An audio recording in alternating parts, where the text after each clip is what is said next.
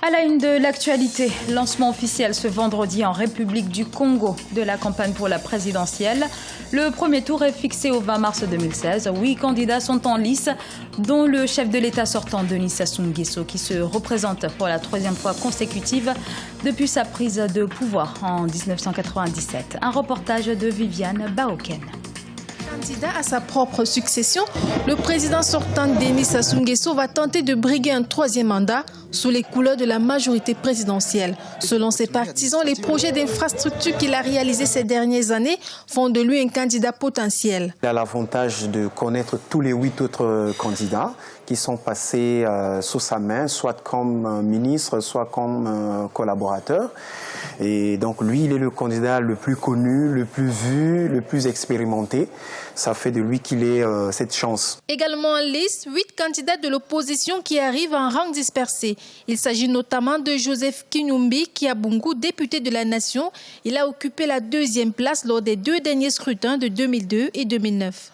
Aussi en liste pour cette présidentielle, Jean-Marie Michel Mokoko, général et ancien chef d'état-major des armées du Congo-Brazzaville. Son sens pour le nationalisme lui a permis de maintenir l'armée dans la discipline de 1990 à 1992. Pascal Tiati Mabiala, chef du principal parti d'opposition, ne lâche pas prise et reste dans l'arène pour la conquête du siège présidentiel.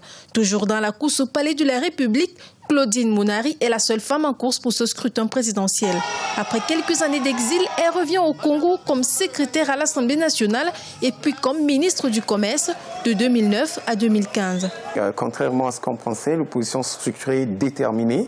C'est des gens qu'il a connus, c'est des gens qui ont été dans son système, donc qui le connaissent mieux. Je vais parler de ministres comme Parfait Kolela, André Okombi Salissa et Général Mokoko.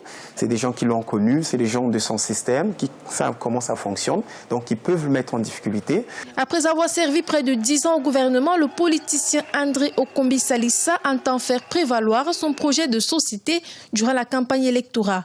Ancien candidat à la présidentielle de 2009, Angios Nganga Ngambe se présente à la présidentielle sous la bannière du Parti pour l'action de la République, un mouvement politique qui ne compte aucun siège à l'Assemblée nationale.